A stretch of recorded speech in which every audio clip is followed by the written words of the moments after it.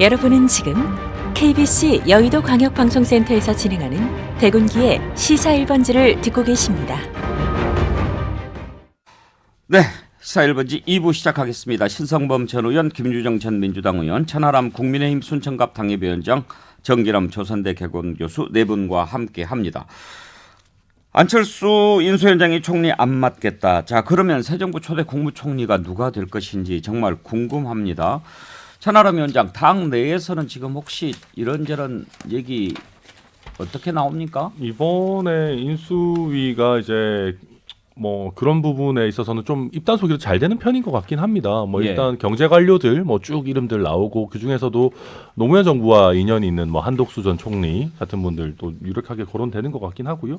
뭐 최준경 전 지경부 장관이나 뭐 임종현 전 금융위원장 뭐 다 언론에 보도되는 것들인 것 같습니다. 근데 이제 당내 일각에서는 어떤 얘기가 또 나오냐 하면은 윤석열 당선인이 그 정치 경험, 특히 여의도 경험이 전무하시지 않습니까? 정치 경험이야 그래도 선거를 하시면서 좀 짧게 뭐 어느 정도 익혔다 하더라도 그렇기 때문에 좀 정치인 출신이 총리로 가고 좀 경제 관료 이런 분들은 경제부 총리로 기용하면 되지 않느냐라는 의견들이 당내에서는 꽤 많이 나오는 것 같습니다. 왜냐하면 지금 이제 인수위 시절에 보여주시는 윤석열 당선인의 면모도 좋게 표현하면 굉장히 직선적이고 또 안 좋게 이제 기존의 정치 문법으로 보면 약간 독선적인 것 아니냐라는 평가들이 이제 있다 보니까 조금 그 여의도 문법에 익숙한 좀 부드러운 분이 총리를 맡아주면 좋겠다라는 의견들도 당내 일각에서는 있는 것 같습니다. 예.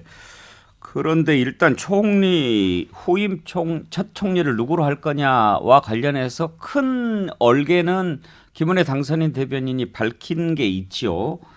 그러니까 국무총리 인선만이 아니라 경제부총리, 금융위원장 등 경제 원팀이 드림팀으로 이어지게 만들 최적임자. 이 사람을 총리 후보라고 일단 규정은 했으니까 그런다면 경제 쪽에 좀 더 무게가 실릴 것 같기는 합니다. 네, 왜냐하면 특히 청와대 이번에 수석도 폐지하고 장관들과 직접 일을 하겠다라는 태도이기 때문에 어느 때보다 정말 그 경제 뭐 장관과 총리 그리고 이제 대통령의 호흡이 중요한 시기이기는 합니다. 근데 이제 뭐 제가 바라건대는 정책과 정치 모두를 잘 이해하는 경제 전문성도 있는 분 이런 분이 있으면 참 좋을 텐데 그게 참 쉽지 않은 문제이기 때문에 뭐 고민이 깊을 걸로 저도 보입니다. 정치인 출신이라면 어떤 분 생각합니까? 저는 사실 뭐 정책과 정치 다 할 수 있는 분이면 원희룡 전 지사나 뭐 권영세 부위원장도 요새 인물이 나오고요. 뭐 김기현 원내대표도 간혹 거론되고 하는데 뭐 그럴 리는 없겠지만 뭐 유승민 전 대표 이런 사람들도 총리 후보군에 포함시킬 수 있지 않을까 생각이 듭니다. 왜 김한길, 박주선 이름은 뺍니까? 이제 그분들 같은 경우에는 이제 저는 약간 걱정인 게요. 제가 민주당 분들이랑 얘기를 해보면 이제 저희 인수위에서는 그분들을 국민통합 이런 명분을 가지고 이제 아무래도 민주당 출신 인사분들이니까 얘기를 하는데 제가 얘기해보는 수많은 민주당 분들은 별로 오히려 안 좋아하시더라고요. 민주당에 있다가 어찌 보면 조금 이제 불쾌한 기억이 있는 분들을 국민통합 카드로 내세우는 거는 좀 오히려 상대방을 별로 배려하지 않는 것 아니냐 이런 얘기도 하셔서 저는 그게 과연 주요한 방법인지는 잘은 모르겠습니다. 근데 전체적으로 아마 고민이 윤석열 당선인 입장에서는 이제 크게 보면 이런 거지 않습니까? 공동정부의 상징성으로 갈 거냐. 이미 그건 이제 드랍됐잖아요. 그다음에 두 번째는 경제 원팀론, 이른바 경제총리로 갈 거냐. 이 부분은 굉장히 좀 유력하게 살아있는 것 같지 않습니까? 근데 지금 놓치고 있는 부분은 저는 국민 통합이라고 하는 관점에서 국무총리를 바라봐야 되는 것 아니냐.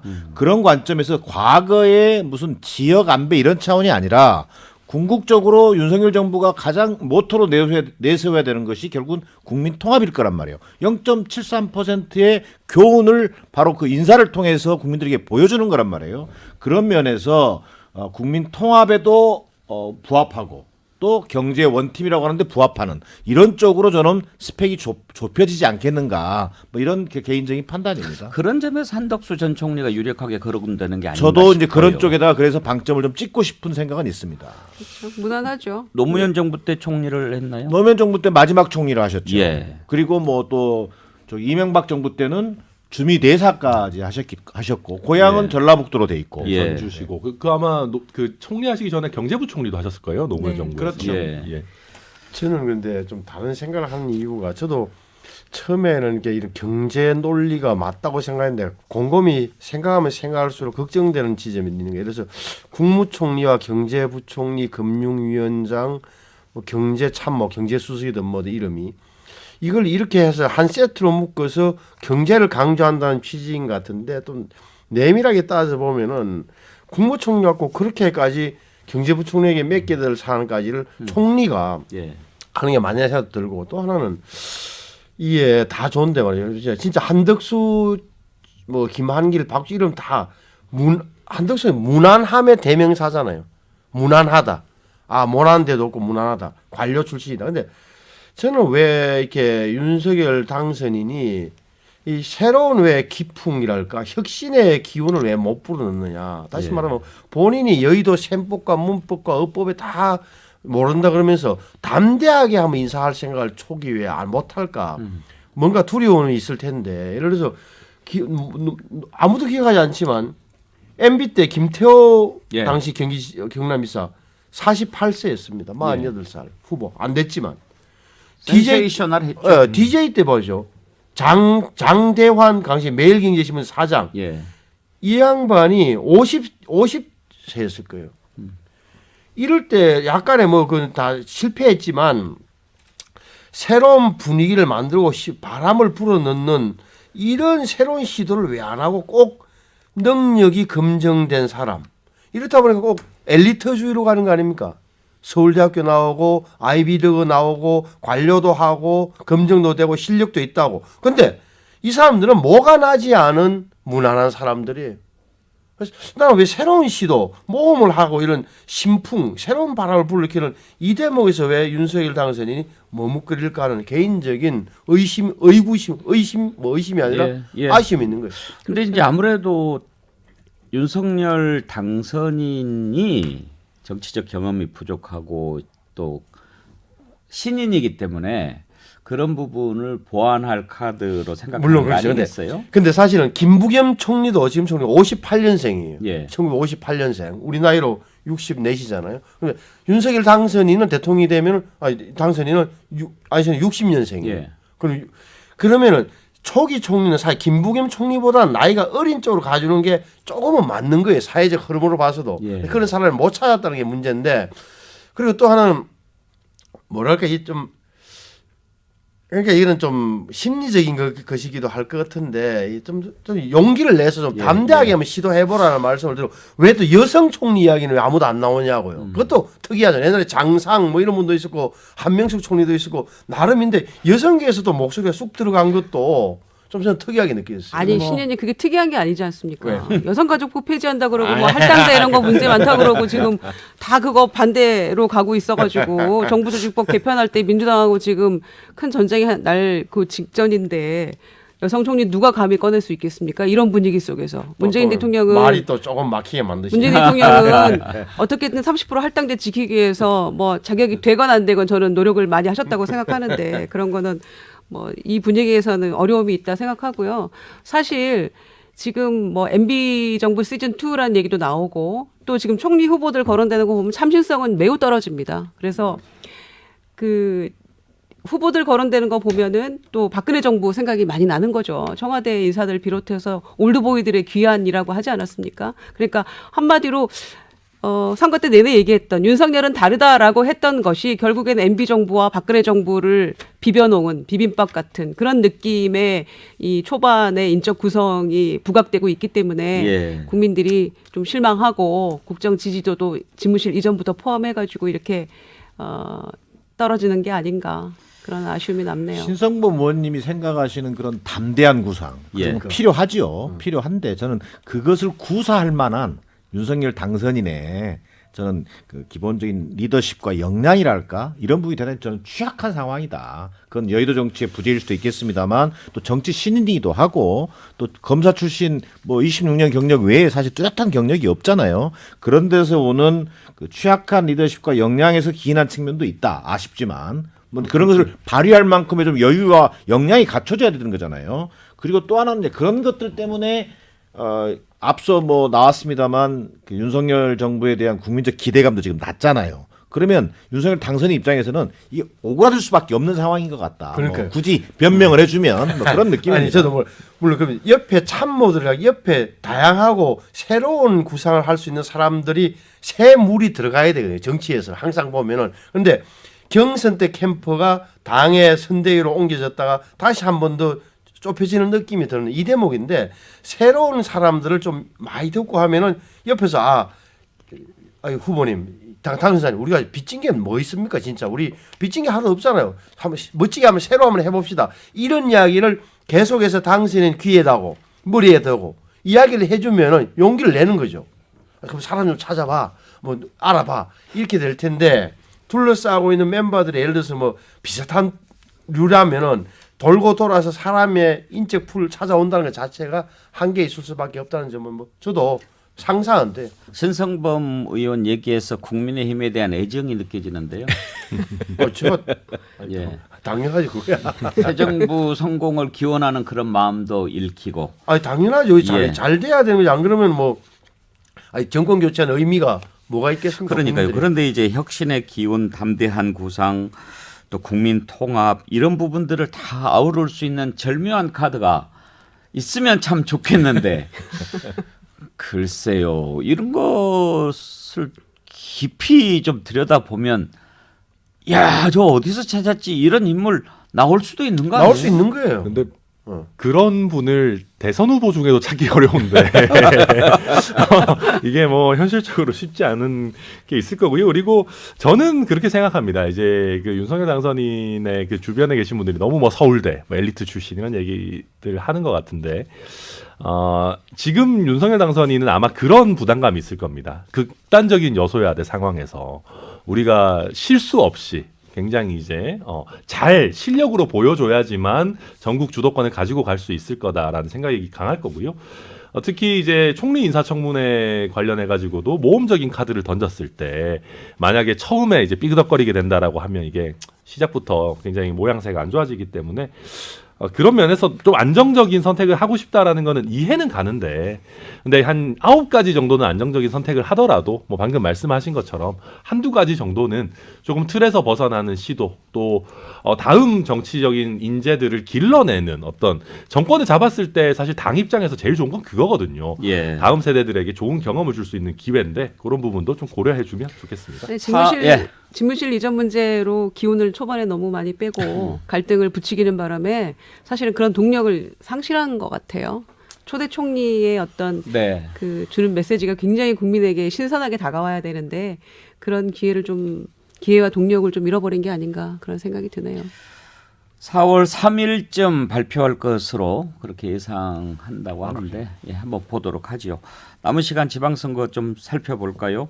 대선 과정에서 열심히 싸우다가 쓰러져 갔던 이름들 조금씩 나오는데 일단 경기도 그리고 대구 이곳이 관심 지역이 됐습니다. 서울, 부산도 물론 마찬가지지만 그런데 대구는 이제 국민의힘 내부 사정이니까 다음에 한번 따로 보기로 하고 참 국민의힘은 권영진 시장이 불출마 선언을 했더라고요. 그러니까요. 네. 삼선을 생각했을 텐데 아무래도 여론조사에 보면 지지율도 낮게 나오고 그다음에 당내가 이렇게 많이 흔들리고 하니까 자기는 아마 불출마하면서 명분을 좀 찾겠다. 그다음에 행보는 어떻게 될지 모르겠습니다. 그러면 홍준표, 김재원 두 그다음에 유영아 변호사까지 끼어들면 예. 3명 싸움. 3파전. 3파.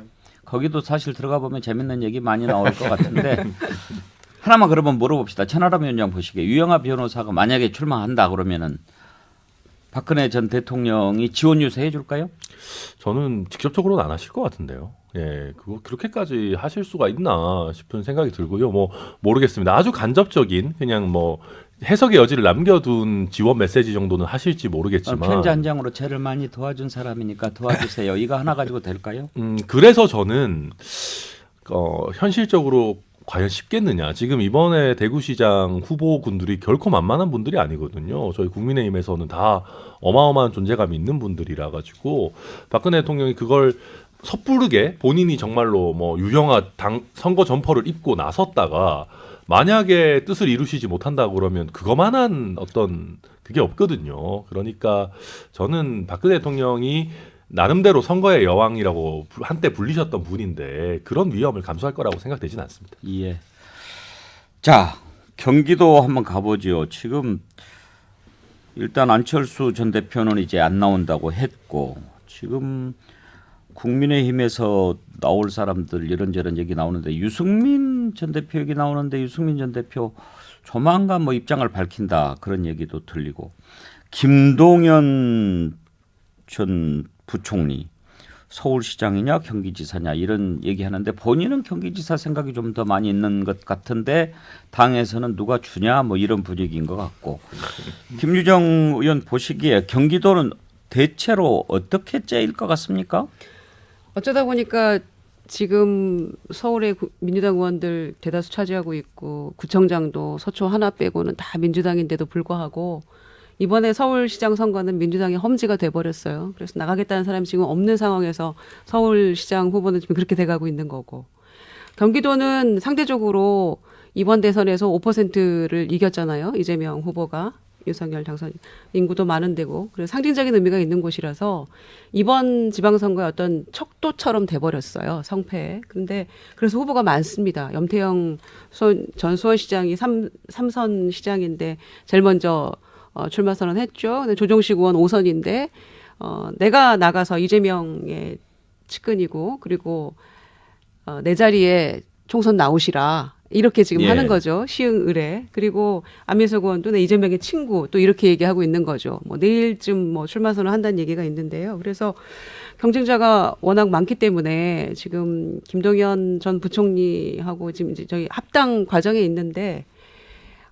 경선하지 않고는 아마 여러 가지 그렇겠죠. 어려움이 있을 겁니다. 그래서 사실상 뭐 추대를 하거나 이런 분위기를 내심 바랄 수도 있겠지만 그거는 실질적으로 매우 어려운 문제여서 합당하고 나면 아마 어떤 식으로든 경선 내지는 이런 과정을 거쳐야 될 텐데 자 그러면 김동연 후보가 될 수 있는 동력이 과연 있을 것인가. 그거는 이제 경선 룰에 따라서 달라지는데 아무래도 권리당원들이 아마 거의 없을 거 아닙니까? 김동연 부총리에게는. 그러니까 어려움이 있을 것 같고요.